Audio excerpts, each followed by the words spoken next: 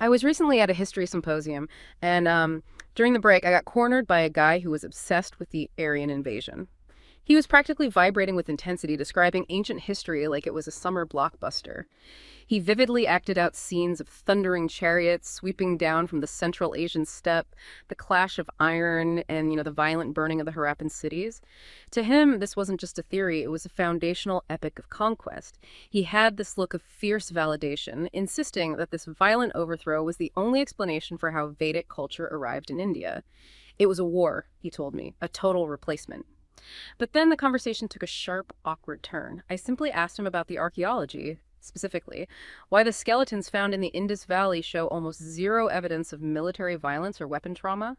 I mentioned that the latest data points to a drought, not a massacre. The shift in his demeanor was instant. That cinematic excitement vanished, replaced by a sullen, defensive irritation. He stammered, looked at his shoes, and muttered something vague about hidden evidence before excusing himself. It was a fascinating moment of cognitive dissonance. He was so emotionally invested in a dramatic story of blood and conquest that the quieter, drier reality of a river slowly drying up and cultures peacefully merging seemed to actually offend him. It made me realize that for many, the Aryan debate isn't about what actually happened in the soil, it's about the story they want to believe. And that opening anecdote, well, it perfectly encapsulates the challenge of this deep dive. For decades, the narrative of total replacement by conquering chariots dominated the discussion about how the foundational elements of South Asian civilization, the Indo-European languages, the core religious texts, came to be.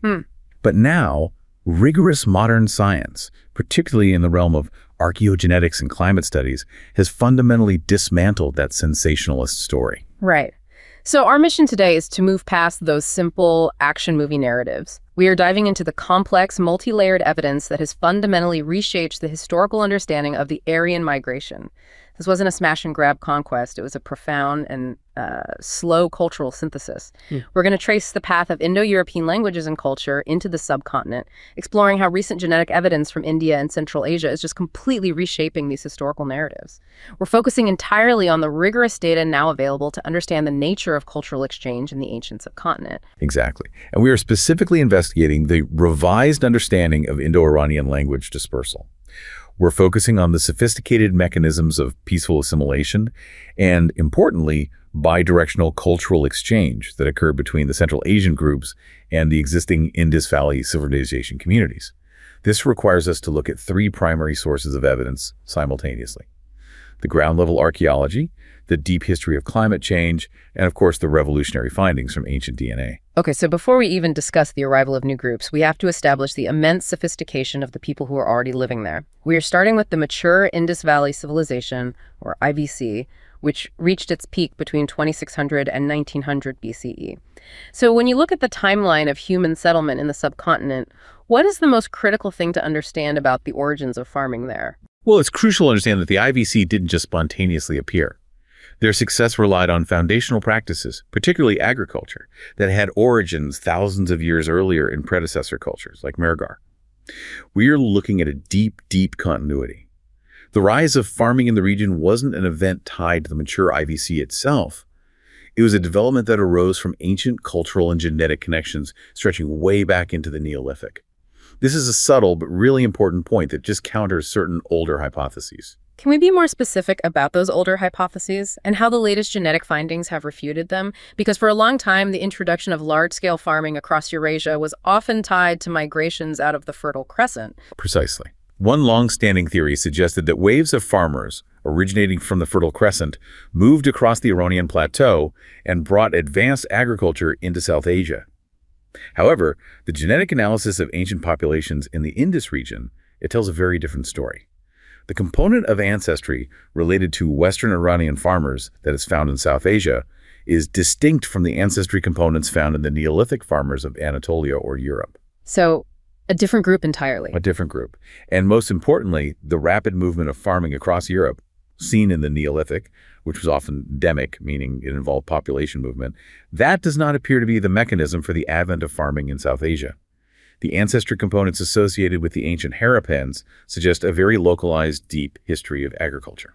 Okay, so if the original IVC farming populations were largely indigenous and had been settled for millennia, what was the massive trigger? What caused their decline around 1900 BCE? The consensus among climate scientists now points definitively to ecological change, specifically aridification.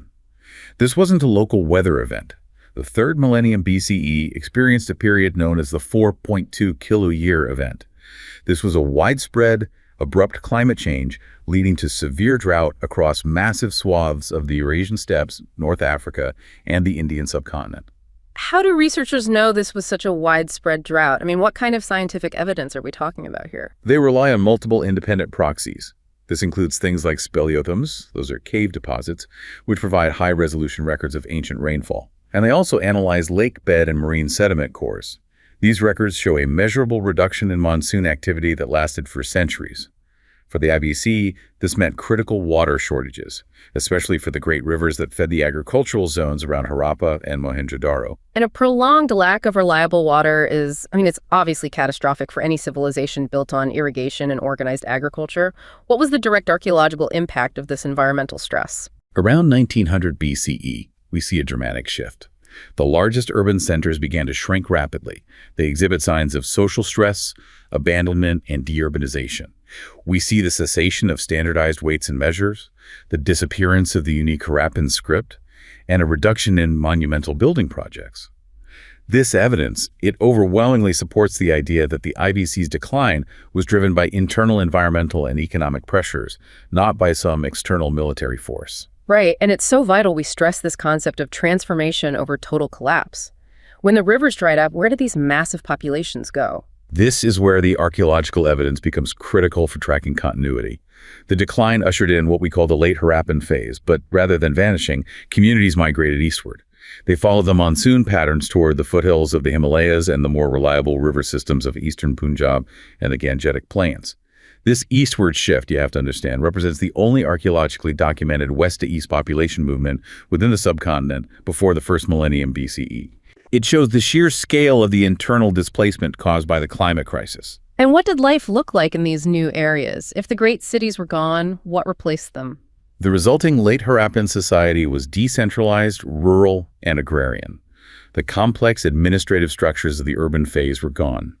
The focus shifted entirely to small, self-sufficient mud brick villages centered on small-scale farming. Monumental architecture ceased, and the technological sophistication, like standardized ceramics, diminished. It was a regression in complexity, yes, but crucially, it maintained life. So we have this vast population already displaced and adapting to a new, decentralized reality. How do we know that these new settlements were the same people and not some replacement population arriving from the West? We confirm this through archaeological continuity. If you look at sites like Alamberpur, Bhagwanpura, and Perak, these are transition sites that show a profound blending. We find artifacts associated with the old Indus culture like certain pottery styles, and the use of mud brick for construction mixed right alongside early elements we associate with Vedic material culture, like painted grayware in some areas. This mixture provides incontrovertible proof of a gradual transition and assimilation. It argues powerfully against any model of abrupt, violent replacement. The older population was adapting and shifting, setting the perfect stage for the cultural synthesis that was to follow. The archaeological evidence for climate-driven transformation is strong, but the most definitive nails in the coffin of the invasion myth have come from ancient DNA, or archaeogenetics. And this really started with the decoding of the ancient Harappan genome. Absolutely. The sequencing of the 4,500-year-old skeletal remains from the major IVC site of Raitgari, along with other data points, provided the definitive profile of the indigenous Indus Valley population. This genetic profile is consistent with what is now called the Indus periphery cline. And when we analyze this profile, it tells us two fundamental things about the people who built the great cities. Okay, let's start with the first one. What were they? Well, the Harappan genome showed a genetic profile consistent with ancient South Asian ancestry.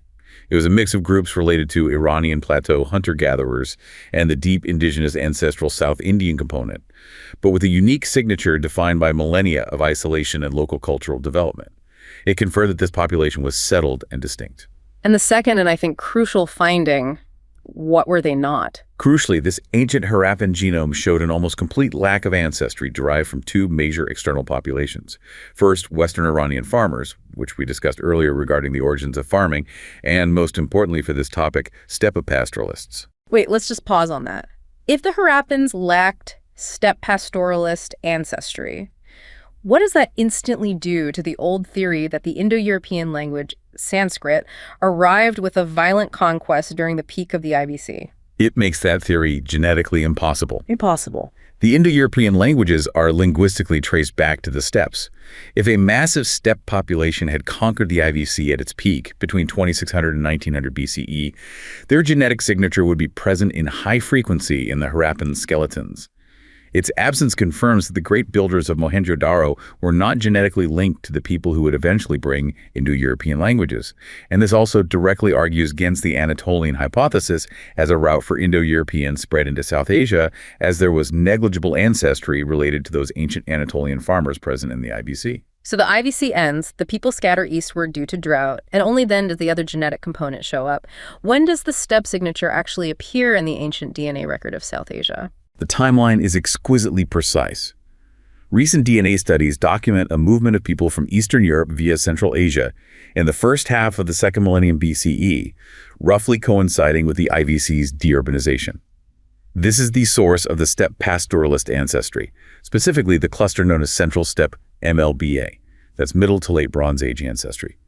We see this signature arriving in the subcontinent, initially in the northwest, sometime between 2000 and 1000 BCE. The MLBA designation is key, isn't it? It grounds the genetic findings firmly in a known archaeological culture. It does. The timing is absolutely critical because it means the genetic material arrives after the climate crisis has already reshaped the landscape. Furthermore, the genetic profile of this incoming group is virtually identical to the profile found in the Bronze Age Eastern Steppe, and this provides the elegant solution to a long-standing linguistic puzzle. Why do Indo-Iranian languages share such specific features, like the Setim sound changes, with the Balto-Slavic languages? Because the ancestors of both groups were genetically interconnected back on the steppes before they dispersed. The DNA confirms the shared origin.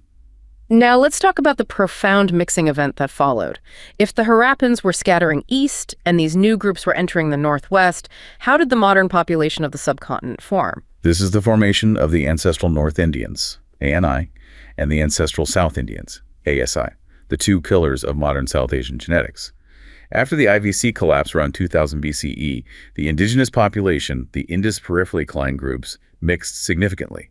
Those who mixed with the northwestern groups carrying the new steppe ancestry formed the ANI. The other portion of the indigenous population mixed more with the deep southeastern hunter-gatherer groups, rich in Ancestral South Indian or ASI ancestry, to form the ASI.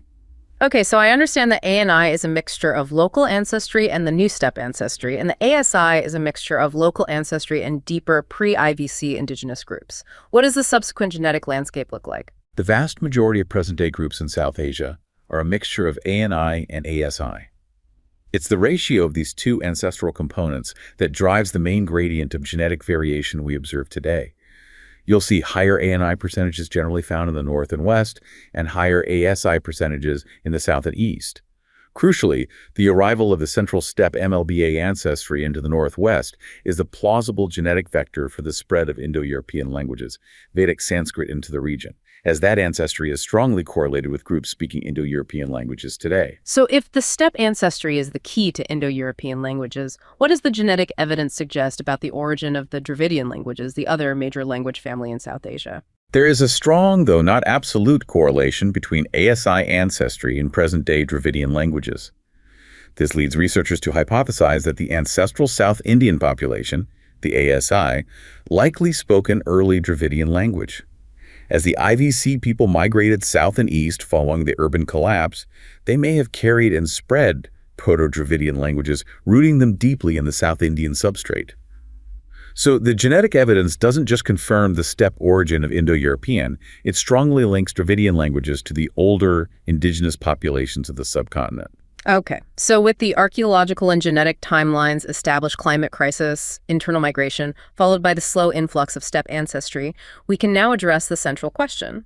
How did a relatively small, mobile group of people manage to impose an entirely new language and cultural framework over a vast, existing indigenous population? The answer lies in elite dominance and acculturation.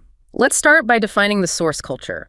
These Indo-Iranians didn't just pop out of thin air. We need to detail the Central Asian cultures that generated this movement. Right. The Proto-Indo-Iranian culture originated on the Central Asian steppes.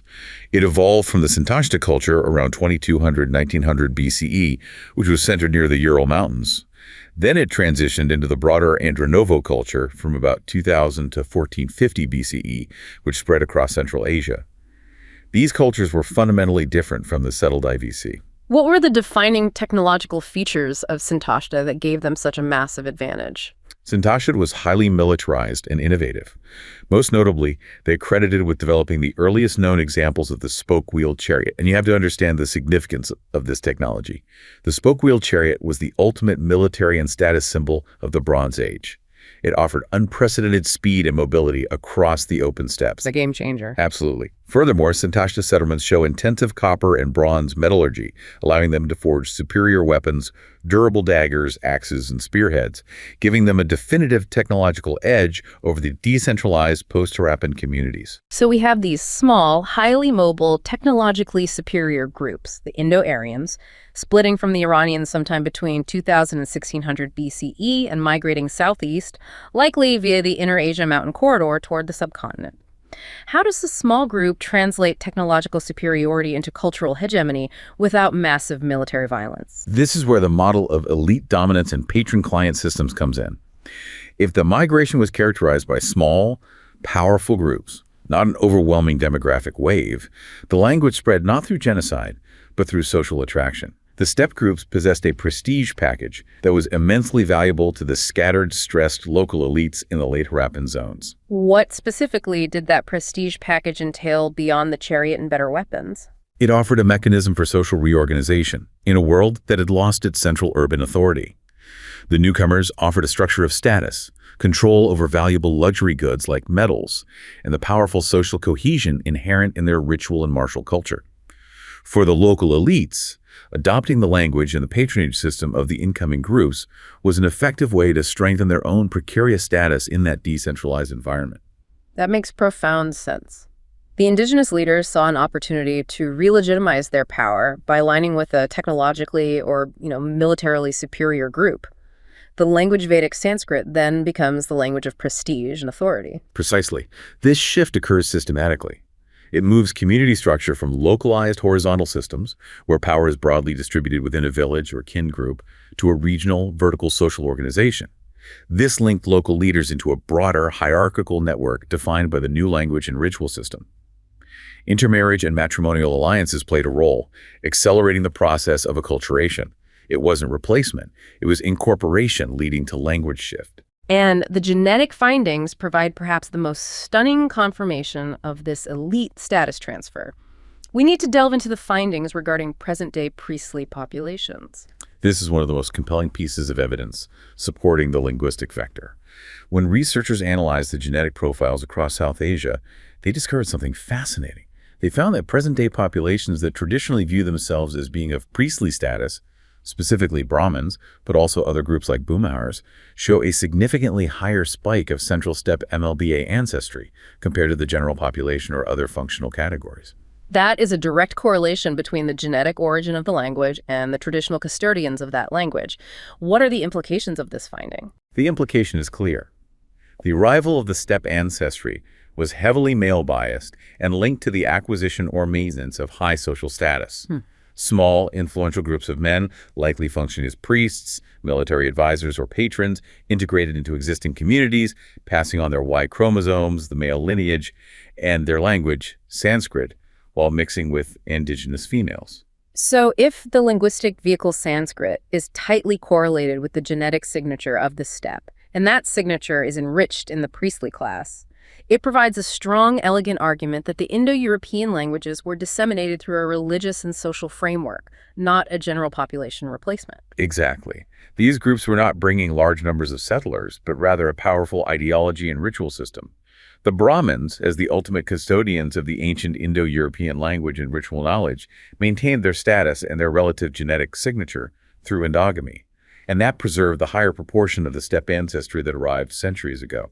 This is key to understanding how a minority population achieved cultural dominance. Okay, so the migration path from the steppe to South Asia wasn't just a straight line. There was a critical geographical and cultural stopover. The Bactrian-Margiana Archaeological Complex, or BMA, it was flourishing in Turan, Central Asia, between 2250 and 1700 BCE. We need to frame this region as the essential filter for cultural exchange. The BMAC, often called the Oxus Civilization, was a highly settled, sophisticated culture based on extensive irrigation agriculture in what is today Turkmenistan, Afghanistan, and Uzbekistan.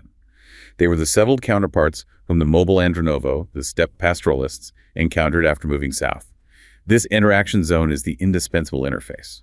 So what happened when the technologically mobile steppe groups met the settled, fortified BMA civilization? They interacted significantly, and this created an intermediary zone that profoundly filtered the culture heading toward South Asia. The BMAC absorbed the incoming steppe people, allowing them to maintain their language, the linguistic ancestors of Indo-Iranian, but forcing them to shed most of their original material culture. How can archaeologists be certain that the BMSC acted as a filter? What is the missing archaeological evidence? The evidence of absence is striking.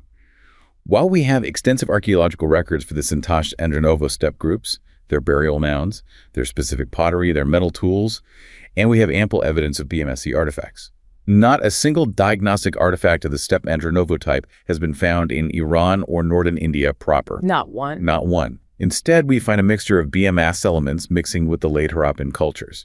The incoming steppe people preserved their language, but they adopted the local architecture, farming practices, and material goods of the BMC before moving further south. This means that when the Indo-Aryans eventually entered the subcontinent, they did so having already adapted to the sedentary life of complex agricultural societies, not as pure steppe nomads. That fundamentally changes their interaction potential with the post-urban Harappans. It does. They weren't just a raiding force. They were groups carrying a high-status language and ritual system who were also adapted to managing large-scale, settled communities, a skill they gained in the BMXC. But this interaction wasn't just a one-way street where the steppe absorbed BMAC material culture. The evidence suggests a bidirectional flow of people and ideas, right? Absolutely. The BMAC provides crucial evidence of south to north contact, confirming the extensive trade networks that existed during the mature IVC. Genetic analysis of BMAC remains shows a small but detectable genetic flow from South Asia, specifically around 2 to 5% ancestry related to Ancestral South Indian components. Sometimes this is related to Andamanese hunter-gatherers, or AHG, who represent a deep southern indigenous group. Finding that tiny percentage of deep South Asian ancestry in Central Asia in the BMA is incredible. It implies that IVC trade and interaction were robust enough to bring some South Asian genes northward. It confirms what the archaeological trade goods had already suggested. However, while the BMA was a genetic and cultural waypoint, genetic modeling decisively rejects the idea that the BMA itself was the major direct source population for the Iranian farmer-related ancestry that we do see in South Asia today. The BMA was a bridge and a filter, not the origin point of the massive ancestral components. Okay, now we can move to the linguistic synthesis that occurred at this crossroads. When the Indo-Aryans arrived in India, they carried a language Vedic Sanskrit that was already incorporating local non-Indo-European vocabulary. That is the definitive proof of cultural blending for survival and productivity. Vedic Sanskrit contains numerous non-Indo-European loanwords, especially those related to agriculture, plants, and local animals. The Indo-Aryans clearly learned and adopted local knowledge, indicating they adapted their vocabulary to fit the new ecosystem and the expertise of the indigenous populations they were integrating with. Let's identify some of the most critical loan words that trace back to this Central Asian BMAC substrate. The ones that show a common vocabulary shared between Old Indian and Old Iranian texts, but are absent in Proto-Indo-European. One of the most significant shifts is religious. The sacred drink, soma, anku, which became central to Vedic fire rituals, is non-Indo-European. It replaced the older pan-Indo-European mead ritual, the honey drink madhu. The name soma likely refers to a plant adopted in the high mountain regions of Central Asia, proving a substitution of a core ritual element. That's a profound cultural adoption, changing a core ritual element based on local availability and influence. What about practical terms? Technical terms related to their new settled life also came from this substrate. The word for brick, Ishtaka, essential for construction in settled areas, is non-Indo-European. Furthermore, words for specific domesticated animals that were critical to the steppe culture, but which they encountered or relied upon more heavily in the BMAC region, like the camel, ustra, and donkey, kara, are also likely borrowings from the South Central Asian substrate. These linguistic fossils show the journey and adaptation of the speakers, integrating Central Asian material realities into their language before they fully settled in the subcontinent. So we have small, highly mobile language bearers arriving onto a decentralized post-Harappan landscape. They bring a new language, a new social structure, the seeds of the Varna system, and a powerful religious framework. What did the life of these early Indo-Aryans look like once they settled? Well, their early life reflected their history as semi-nomadic pastoralists, even as they adapted to agriculture. Their wealth and focus were centered on herding cattle, horses, sheep, and goats. Their initial settlements were temporary, often moving to find fresh pasture. It was only gradually, as they moved further into the Gangetic Plains, that they established more stable, river-based villages. What were the physical and spiritual pillars of these early Vedic villages? The physical blueprints were simple. Small villages composed of simple thatched huts and grain storage. But the spiritual core was highly developed. Life revolved around fire rituals, or yajnas. The essential element was the fire altar, the Vedi, which was meticulously constructed in every settlement and considered the most sacred space, the axis that linked the human world to the divine realm. And this emphasis on fire and ritual defines their polytheistic belief system. It does.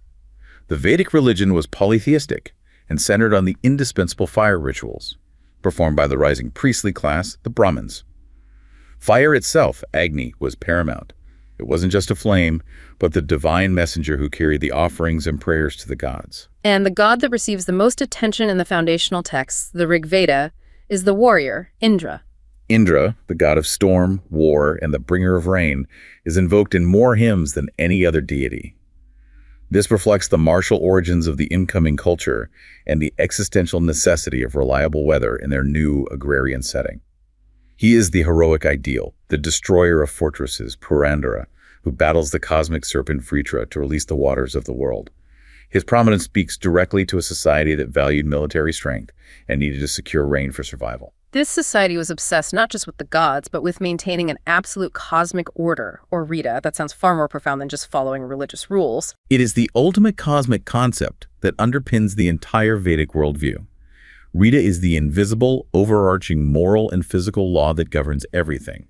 The rotation of the sun, the predictability of the seasons, the proper functioning of human society, and the relationship between humans and the divine.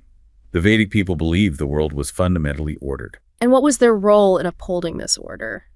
Their role was active. The correct, meticulous performance of the yajnas by the Brahmins was seen as the crucial human effort necessary to uphold Rita. Failure to perform these rituals correctly, or to live according to moral law, led to Enrita to chaos, disorder, and imbalance. The Vedic person saw their daily ritual life as actively participating in sustaining the cosmic balance, ensuring the world continued to function. This belief in necessary order extended directly into the way they organized human life, through the concept of Varna. Indeed. Society was organized into 4 functional categories, or Varna. Brahmins, the priests and teachers; Kshatriyas, the warriors and rulers; Vaishyas, farmers and merchants; and Shudras, the laborers. It is critical to note that in the early Vedic period, the sources describe this system as relatively fluid and functional, based on occupation and ability, rather than rigid birthright. We see this structure mythologically legitimized in the Purusha Sukta. Could you elaborate on how that specific hymn in the Rig Veda frames this social order? The Purusha Sukta describes the 4 Varna categories as emerging from the sacrifice and dismemberment of the cosmic being Purusha. The Brahmin emerged from the mouth, the Kshatriya from the arms, the Vaishya from the thighs, and the Shudra from the feet. This wasn't meant to be a literal description, but a powerful metaphor. It symbolized that the social order was intended to be a reflection of divine creation, where all 4 parts are equally necessary for the body, the society to function cohesively. This cosmological justification reinforced social cohesion through shared spiritual identity and collective duty, or dharma. And the flexibility of the early period is reflected in the famous sages, the rishis, who sometimes crossed those vocational lines. Absolutely. Take the famous example of Vishvamitra.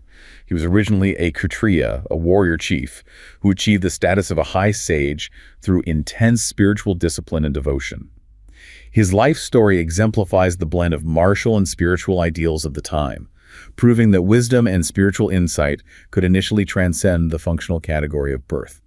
Then you have Vashista, the ultimate priest and royal counselor, who championed the importance of spiritual insight over brute force.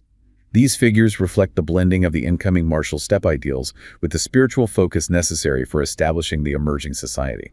So when we synthesize all this modern data, the clear climate crisis that forced indigenous IVC people east, the archaeogenetics proving the later small-scale entry of steppe ancestry between 2000 and 1000 BCE, and the linguistic evidence of cultural filtering through the BMAC, the historical transformation of South Asia acquires a richness and complexity that the old invasion narrative simply lacked. The narrative we now have is one of profound cultural synthesis. The foundation was laid not by conquest, but by a confluence of ecological collapse and internal migration of the indigenous people, setting the stage for interaction. And onto that pre-transformed landscape came the slow, influential diffusion of a small, mobile, steppe-derived population. Exactly. They provided the linguistic conduit for Indo-European languages and introduced a new, hierarchical social structure, which was immediately attractive to the decentralized, surviving local elites. The key mechanism was acculturation and elite absorption, cemented by the prestige associated with superior technology and the complex ritual system. And the genetic fingerprint confirms this connection, specifically among the traditional custodians of the language, the priestly class, solidifying the view of a male-biased high-status diffusion. What emerged from this blending, the enduring Vedic legacy, was a durable cultural blueprint overlaid on the existing Indus landscape. The new social system, codified through the Varna system, was a successful, living attempt to mirror cosmic harmony in human life through Rita. This was a profound act of adaptation and synthesis that defined the course of early Indian civilization, merging the deep indigenous history of the subcontinent with the dynamism of the steppe world.